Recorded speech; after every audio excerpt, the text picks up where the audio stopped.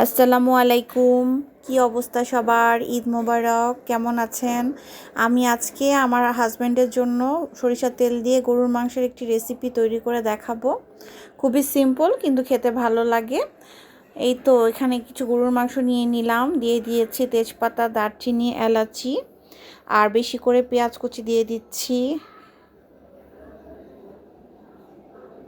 আম্মুর বাসা থেকে বিকালে আমার ভাইটা কষ্ট করে মাংস নিয়ে এসেছে।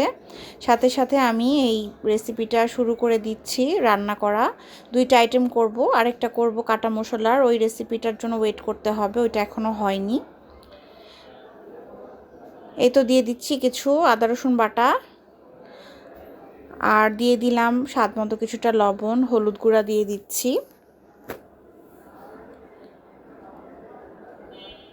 মাংসর আন্দাজ মতো আসলে মশলাগুলো দিতে হয়। মাংসর পরিমাণ বুঝে মশলাগুলো দিচ্ছি। এখানে 8 টেবিল চামচের মতো আদা রসুন বাটা দিয়েছিলাম, আর হলুদ গুঁড়া দিয়ে দিয়েছি 3 টেবিল চামচের মতো, আর লাল মরিচের গুঁড়া দিয়েছি 4 টেবিল চামচের মতো। 2 চা চামচ ধনে গুঁড়া দিলাম, 2 চা চামচ জিরা গুঁড়া দিলাম। ঝালটা আপনাদের পছন্দ মতো দিয়ে নেবেন, কম বেশি করে দেয়া যাবে। বাচ্চারা খাবে সেজন্য খুব বেশি ঝাল দিব না। এছাড়াও আমার হাজব্যান্ডও খুব একটা ঝাল খেতে পারে না। যাই হোক, সরিষার তেল দিয়ে দিয়েছি, রাঁধুনি সরিষার তেল দিয়ে দিয়েছি, আন্দাজ করে তেলটা দিলাম। আর বেশি করে কাঁচামরিচ আনাম দিয়ে দিয়েছি। ভেঙে দিলে অনেক ঝাল হয়ে যাবে, আনামই দিলাম যেহেতু মোটামুটি বেশি করে ঝাল দিয়েছি। খুব ভালো করে সব কিছু মিশিয়ে নিচ্ছি।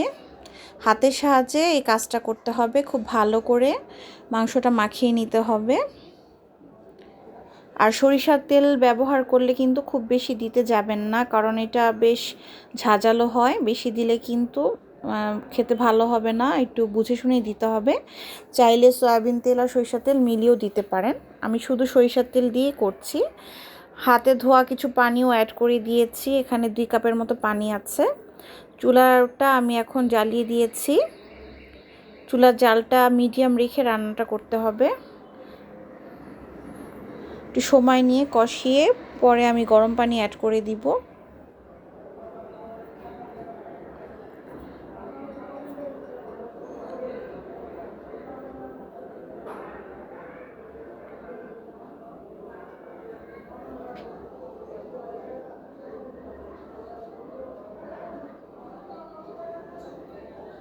একটু ঢেকে দিয়েছিলাম, কিছুক্ষণ ঢেকে দিয়েছিলাম অফ ক্যামেরাতে, আবার ফিরে এসেছি, আবার একটু নেড়ে দিচ্ছি। সময় নিয়ে একটু কষাতে হবে, আমি আগেই বলেছি। মাংসটা কিন্তু কষানোর উপর টেস্টটা নির্ভর করে, যত বেশি কষানো হবে তত বেশি মজা লাগবে খেতে।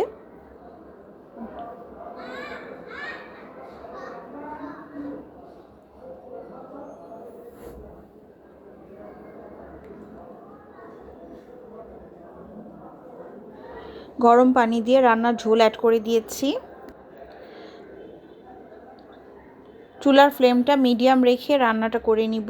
একদম কমিয়েও দেওয়া যাবে না বা একদম বাড়ানো যাবে না, মিডিয়াম রাখতে হবে চুলার ফ্লেমটা। তাহলে মাংসটা সুন্দর মতো সিদ্ধ হবে, খেতেও ভালো হবে। কিছুক্ষণ পর এসে আমি একটু নেড়ে দিচ্ছি। বেশ অনেক পানি আছে, দেখতেই পাচ্ছেন।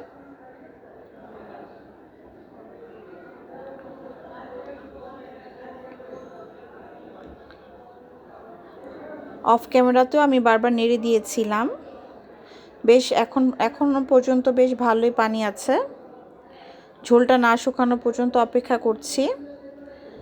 মোটামুটি সিদ্ধ হয়ে এসেছে, তবে বেশ ভালোই ঝোল আছে। ঝোলটা একটু কমিয়ে নিতে হবে। আবারও ঢাকনা দিয়ে দিব। আবারও ফিরে এসেছি কিছুক্ষণ পর। মোটামুটি কিন্তু হয়ে এসেছে, দেখতেই পাচ্ছেন। আমি অফ ক্যামেরাতে একটা মাংস তুলে দেখেছিলাম, বেশ ভালোই সফট হয়েছে। এইভাবে কিন্তু মাংস রান্না করলে, খুব সিম্পলভাবে রান্না করলেও রান্নাটা খেতে খুব মজা হয়। কিছু জিরা গুঁড়া দিয়ে দিচ্ছি সবার লাস্টে, এতে করে ফ্লেভারটা দারুণ আসবে। ভালো করে মিশিয়ে নিচ্ছি সব কিছু। চুলাটা এখন অফ করে দিব, কারণ অলরেডি মাংস হয়ে গিয়েছে, ঝোলও টেনে গিয়েছে।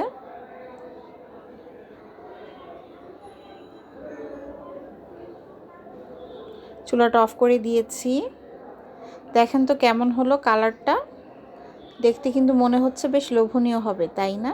আসলে কিন্তু সিম্পলি গর্জিয়াস, এক কথায় খেতে অসাধারণ হয়েছিল। আশা করি রেসিপিটি ভালো লাগবে। সবাই অনেক ভালো থাকবেন। Thanks for watching.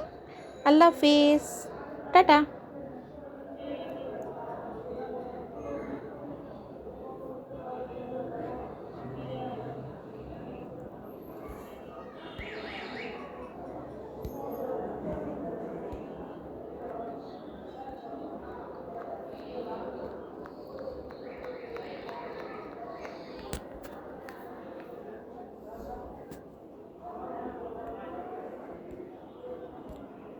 আমি কি করছি?